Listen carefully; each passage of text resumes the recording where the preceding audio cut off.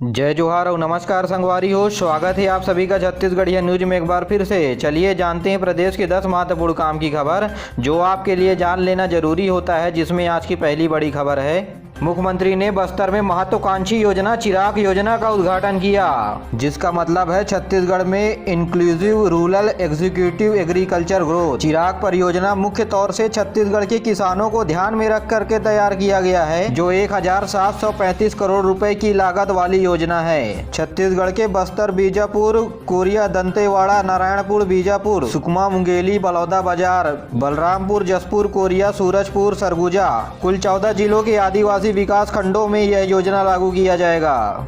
इसके लिए 6 साल के लिए वर्ल्ड बैंक एडीबी के सहयोग से सरकार परंपरागत आधुनिक खेती के मिश्रण से किसानों को आर्थिक तौर से सक्षम बनाने की तैयारी कर रही है। इनमें खेती किसानी के अलावा पशुपालन, उद्यानिकी समेत कई आयाम जोड़े गए हैं। 14 जिलों में किसानों के द्वारा उगाई गई फसलों का वैल्यू एडिशन किया जाएगा। इस योजना का मुख्य उद्देश्य मौसम आधारित फसल व पोषण आधारित फसल पर ध्यान आकर्षित करना, इसी के आधार पर किसानों की आजीविका और आर्थिक स्थिति को सुधारना।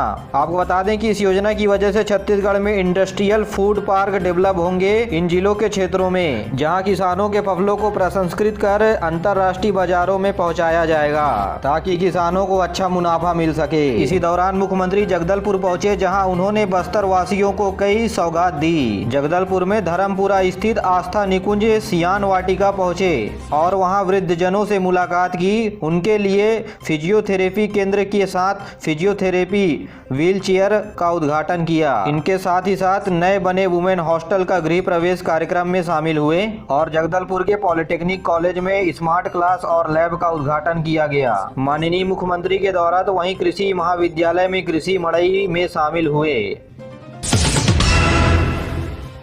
छत्तीसगढ़ राज्य निर्वाचन आयोग ने प्रदेश में नगरीय निकायों में चुनाव की तारीखों की घोषणा कर दी है। प्रदेश के 10 जिलों के 15 निकायों में मतदान 20 दिसंबर को होगा। इस दौरान प्रदेश के 16 शहरों के 17 वार्डों में उपचुनाव भी कराया जाएगा। जिला प्रशासन चुनाव की अधिसूचना 27 नवंबर को जारी करेगा और यही दिन नामांकन भरने का भी काम शुरू हो जाएगा और 27 नवंबर से शुरू होकर के 3 दिसंबर तक नामांकन भरा जा सकता है और 6 दिसंबर तक नामांकन वापसी की तारीख रखी गई है। आपको बता दें कि इसके बाद चुनाव चिन्ह प्रत्याशियों को दे दिया जाएगा। छत्तीसगढ़ राज्य निर्वाचन आयोग के द्वारा 23 दिसंबर को चुनाव परिणाम घोषित कर दिया जाएगा और खास बात यह है कि इस बार भी चुनाव बैलेट पेपर से होगा। राज्य निर्वाचन आयोग ठाकुर राम सिंह ने रायपुर में पत्रकार वार्ता में बताया कि चुनाव वाले शहर में और उपचुनाव होने वाले शहरों के वार्डों में तुरंत आचार संहिता लागू हो गया है। साथ ही ये भी बताया गया कि प्रदेश के 4 नगर निगम, 5 नगर पालिका, 4 नगर पंचायत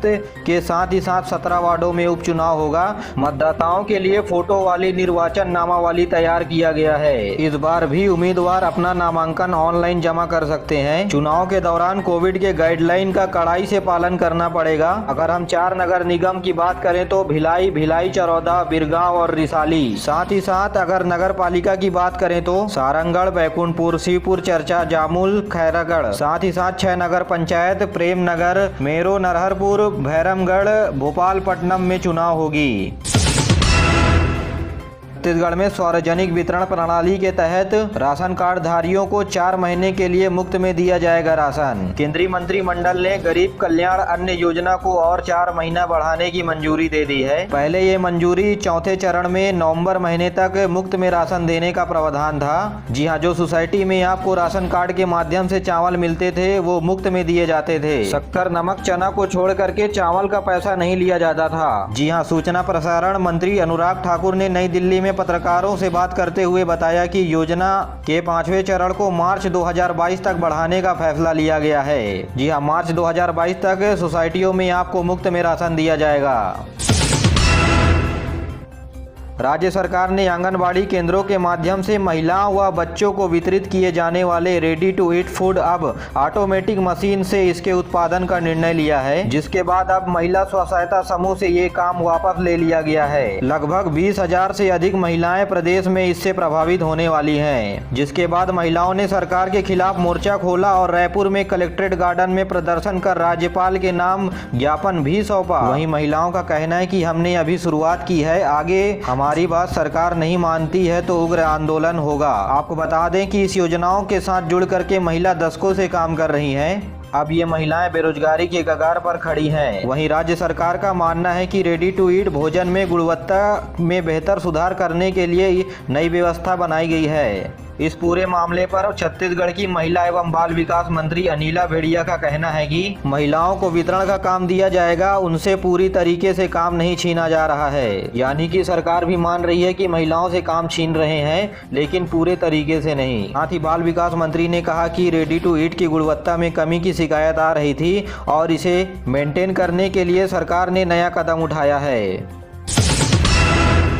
प्रधानमंत्री आवास योजना ग्रामीण के लिए एक बड़ा फैसला लिया गया है। प्रधानमंत्री आवास योजना ग्रामीण के तहत अब छत्तीसगढ़ में मकान नहीं बनेंगे। केंद्र सरकार ने चालू वित्तीय वर्ष में इस साल प्रधानमंत्री आवास योजना ग्रामीण के तहत दिए गए पैसे को वापस ले लिया है। केंद्रीय ग्रामीण विकास विभाग की ओर से लिखे गए प्रदेश सरकार को चिट्ठी में कहा गया है कि बार बार विनती करने के बाद दिए गए दिशा निर्देशों के बावजूद भी राज्य सरकार साल 2019 से अब तक यह योजना के तहत अपने अंशदान की राशि को जारी नहीं किया है। जानकारी के मुताबिक प्रधानमंत्री आवास योजना के तहत केंद्र सरकार की तरफ से 60% की राशि दी जाती है, तो वहीं राज्य सरकार की ओर से 40% की राशि लगती है। लेकिन केंद्र सरकार 60% की राशि राज्य सरकार को दे रही है, लेकिन राज्य सरकार बची हुई 40% की राशि नहीं लगा रही है। इसलिए प्रधानमंत्री नरेंद्र मोदी ने प्रधानमंत्री आवास योजना के तहत दी गई राज्य सरकार को राशि केंद्र सरकार ने वापस ले ली है। ये योजना को चलाने के लिए रखे गए मापदंड जैसे नए आवास का पंजीयन,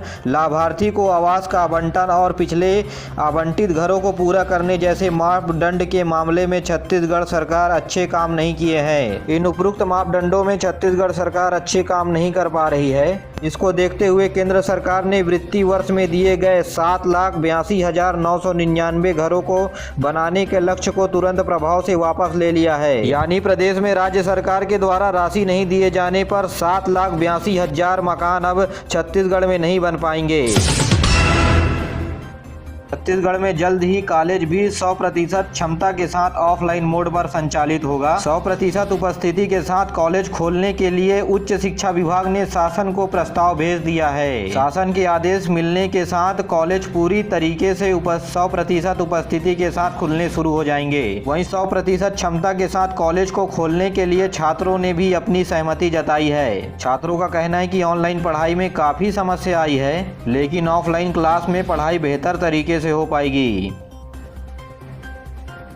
केंद्रीय वित्त मंत्रालय ने राज्य सरकार को कर हस्तांतरण के 2 किस्त के रूप में 95,082 करोड़ रुपए की राशि जारी कर दी है। छत्तीसगढ़ को भी अपने हिस्से के रूप में 3,239 करोड़ 54 लाख रुपए मिले हैं। मेरे प्यारे साथियों, आज के लिए बस इतना ही। वीडियो पसंद आए तो वीडियो को लाइक करें, चैनल को सब्सक्राइब करें और अपने दोस्तों के साथ जरूर शेयर करिए। दीजिए मुझे इजाज़त, मिलते अगले वीडियो में। तब तक के लिए जय हिंद, जय छत्तीसगढ़।